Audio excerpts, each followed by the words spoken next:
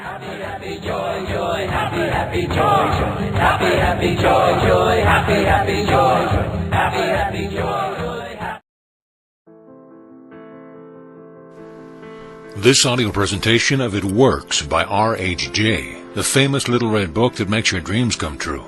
A clear, definite, common-sense plan of accomplishment is brought to you by audioenlightenment.com, copyright 2013, all rights reserved. If you know what you want, you can have it. The man who wrote this book is highly successful and widely known for his generosity and helpful spirit. He gives full credit for all that he has accomplished in mastering circumstances, accumulating wealth, and winning friends, to the silent working out of a simple, powerful truth which he tells of in his work. He shows you here an easy, open road to a larger, happier life, knowing that the greatest good comes from helping others without expecting praise. The author of this work has requested that his name be omitted. So what is the real secret of obtaining desirable possessions? Are some people born under a lucky star or other charm which enables them to have all that which seems so desirable? And if not, what is the cause of the difference in conditions under which men live? Many years ago, feeling that there must be a logical answer to this question, I decided to find out, if possible, what it was.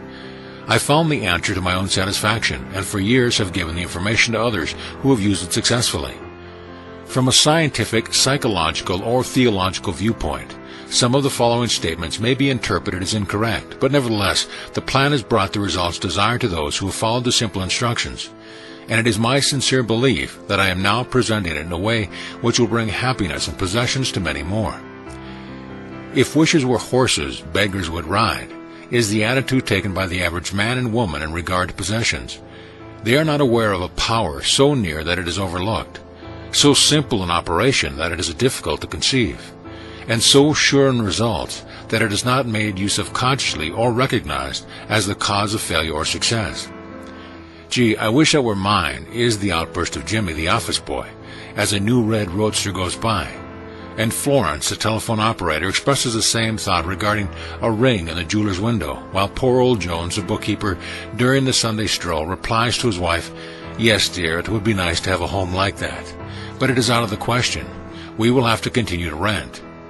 Landham, the salesman, protests that he does all the work, gets the short end of the money, and someday will quit his job and find a real one. And President Bondum, in his private sanctorum, voices a bitter tirade against the annual attack of hay fever. At home is much the same. Last evening, Father declared that daughter Mabel was headed straight for disaster. And today, Mother's allowance problems and other trying affairs fade into insignificance as she exclaims, "This is the last straw." Robert's school teacher wants to see me this afternoon. His reports are terrible. "You know, but I'm late for bridge now. She will have to wait until tomorrow." So goes the endless stream of expressions like these from millions of people in all classes who give no thought to what they really want, and who are getting all they are entitled to or expect. If you are of these millions of thoughtless talkers or wishers, and would like a decided change from your present condition, you can have it. But first of all, you must know what you want, and this is no easy task. When you can train your objective mind, or the mind that you use every day, to decide definitely upon the things or conditions you desire, you will have taken your first step in accomplishing or securing what you know you want. To get what you want is no more mysterious or uncertain than the radio waves all around us. Tune in correctly and you get a perfect result. But to do this, it is of course necessary to know something of your equipment and have a plan of operation. You have within you a mighty power, anxious and willing to serve you, a power capable of giving you that which you earnestly desire. This power is described by Thompson J. Hudson, Ph.D., LL.D., author of The Law of Psychic Phenomena, as your subjective mind. Other learned writers use different names and terms, but all agree that it is omnipotent. Therefore, I call this power Emmanuel, or God in us. Regardless of the name of the great power, or the conscious admission of a God, the power is capable and willing to carry to complete and perfect conclusion very earnest desire of your objective mind. But you must be really in earnest about what you want. Occasional wishing or half-hearted wanting does not form a perfect connection or communication with your omnipotent power. You must be in earnest, sincerely and truthfully desiring certain conditions or things, mental, physical, or spiritual.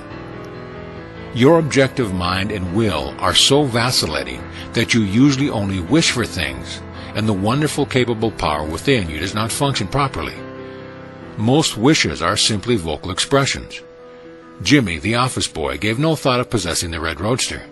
Landham, the salesman, was not thinking of any other job or even thinking at all. President Bondham knew that he had hay fever and wasn't expecting it. Father's business was quite successful, and Mother no doubt brought home first prize from the bridge party that day. But they had no fixed idea of what they really wanted their children to accomplish, and were actually helping to bring about the unhappy conditions which existed. If you are in earnest about changing your present conditions, here is a concise, definite, resultful plan with rules, explanations, and suggestions. The plan. Write down on paper an order of their importance to things and conditions you really want. Do not be afraid of wanting too much. Go to the limit in writing down your wants. Change a list daily, adding to or taking from it, until you have it about right. Do not be discouraged on account of changes, as this is natural.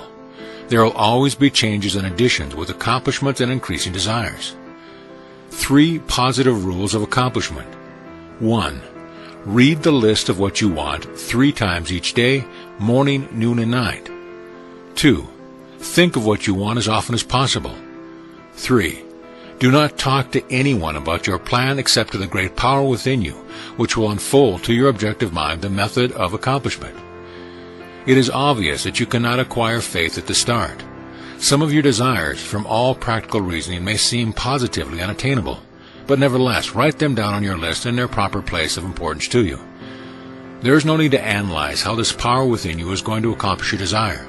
Such a procedure is as unnecessary as trying to figure out why a grain of corn placed in fertile soil shoots up a green stalk, blossoms, and produces an ear of corn containing hundreds of grains, each capable of doing what that one grain did.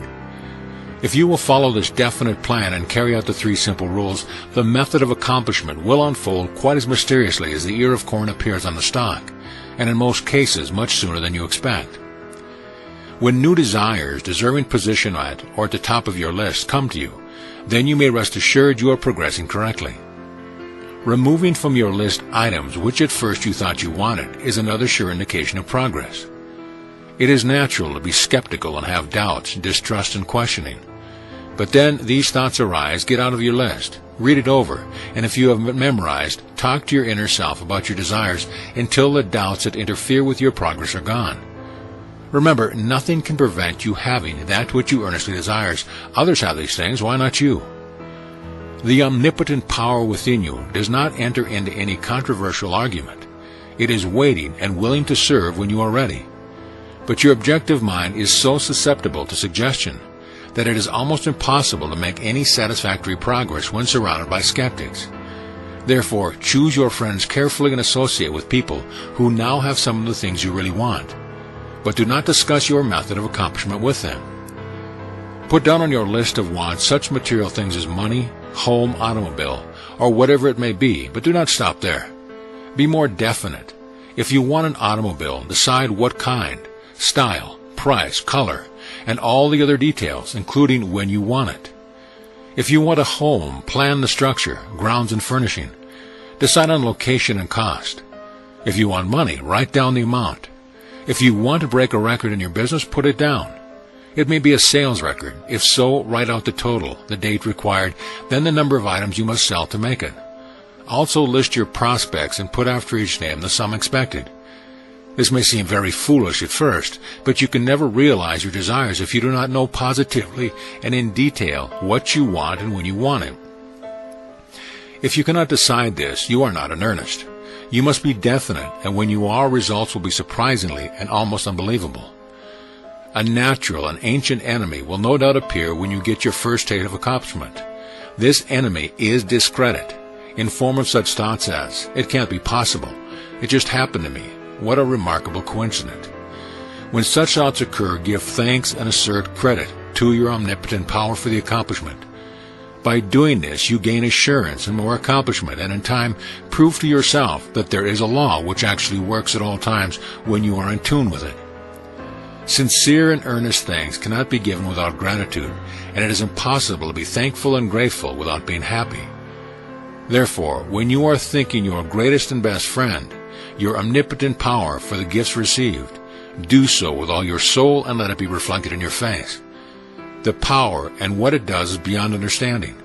Do not try to understand it, but accept the accomplishment with thankfulness, happiness, and strength and faith.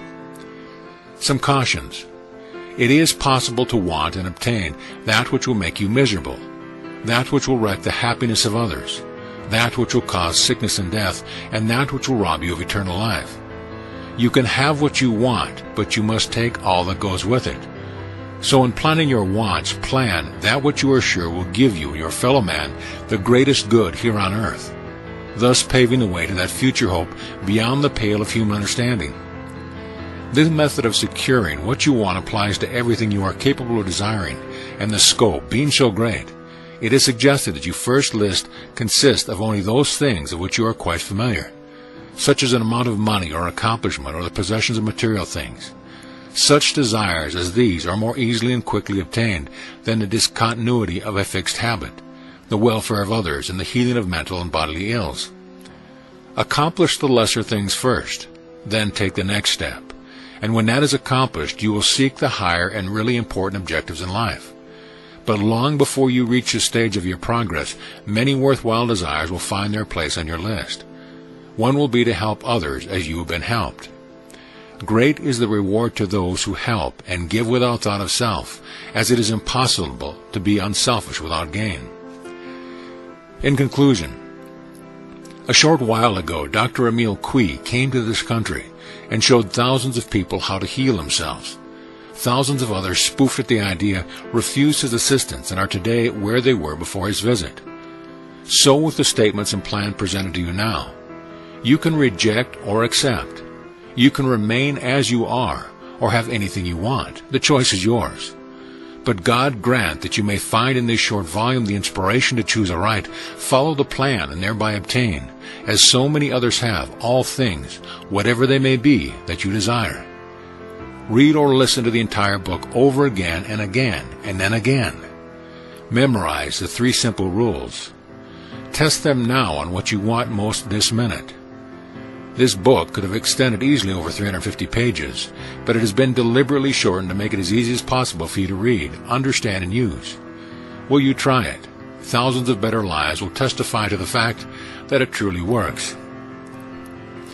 Note from the author. Dear reader, the great possessions of life are all gifts mysteriously bestowed: sight, hearing, aspiration, love, or life itself. The same is true of ideas. The richest of them are given to us, as for instance, the powerful idea which this book has given you. What are you going to do with it? Are you surprised when I tell you the most profitable thing you can do is to give it away?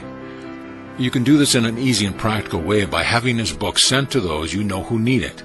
In this way, you can help in the distribution of this worthwhile effort to make the lives of others better and happier. You know people who are standing still, or worried and discouraged. This is your chance to help them help themselves. If you withhold this book from them, you will lose the conscious satisfaction that comes from doing good.